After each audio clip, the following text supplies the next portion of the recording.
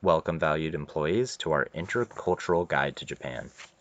This guide will be very useful in our upcoming trip to Tokyo for product demonstration and shop promotion. We have lots to cover, so let's get into it. In Japan, the primary currency is Japanese yen. $1 USD equals about 109.8 Japanese yen. So take this into account when converting your currencies before the trip. The primary spoken language is Japanese, but English is also heavily accommodated. Street signs have English translations, and subways and buses also have translations of stops and information needed. So those of you who haven't learned your Japanese yet will still be accommodated. The clothing out there that's most commonly worn is Western attire. Skate and streetwear is also recommended for skate parks, really whatever you feel comfortable with. Now let's get into some cultural expectations. In Japan, politeness and manners rule above all else, and should be taken very seriously. Greetings and goodbyes should be accompanied with a bow, not a handshake. A nod is very casual and informal, and can be used for common people that you meet. A bow should be used for those who are higher up and who demand more respect. Names have the same scheme as in the United States, where it's the first name accompanied by a family name.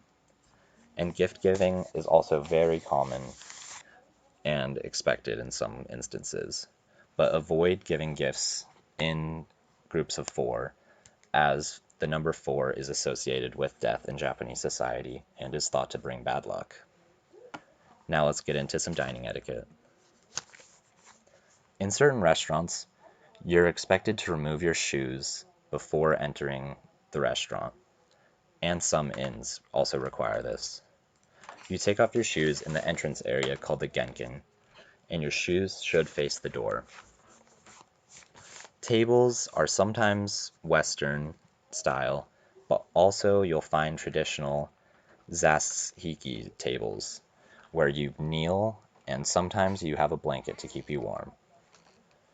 You're not expected to tip in Japanese restaurants, and some may take offense to this, but also make sure you say "Gochisousama desu," which means thank you very much.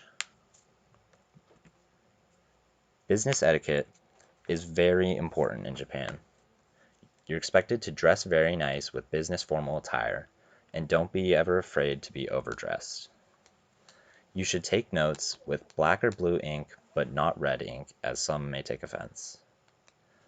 Be very conservative in your meetings. Don't take the lead with eating, drinking, or sitting down, especially because sitting has a very important hierarchical structure, where the most important sits at the head of the table, and then it goes in descending order of the least important or least ranking officials.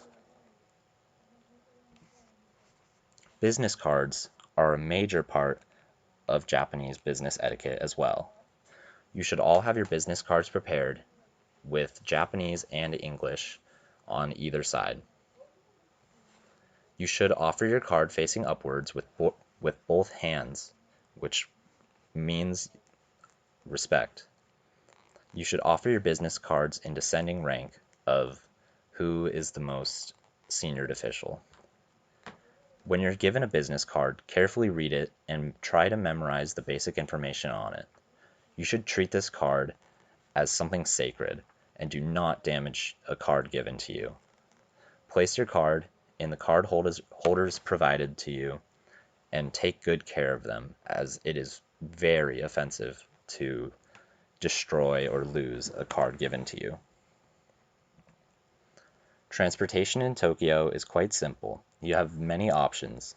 You have the train, and the most popular train is the JR Yamanote line. Here are some of the other junior train lines that you can take in the city. The subway, which is the Tokyo Metro, is also very useful in getting around. If you can't get on any of those in time, take the bus, and there are many bus routes available for you to take. When on transportation systems in Tokyo, make sure you quiet your headphones, as it is seen to be very rude if your noise is leaking out of your headphones. And try to avoid eating or drinking on any of these public transportations as well. Now, skate culture in Japan is a little different than out in the US. Avoid skating on any streets or using it as a mode of transportation, as the loudness is seen as rude, and security will definitely kick you out if skateboarding on any property. Make sure you're doing the product demonstrations at skate parks only, instead of a local street spot, as you might be adding to something that might get you in trouble. Be very generous to the locals at the skate park with the product demonstrations, and because skateboards are a lot more expensive out in Japan, so the more you can give away, the more favorable our company will be to the consumer in Japan. Are there any questions? Thank you very much for listening to this intercultural guide. Best of luck on your travels.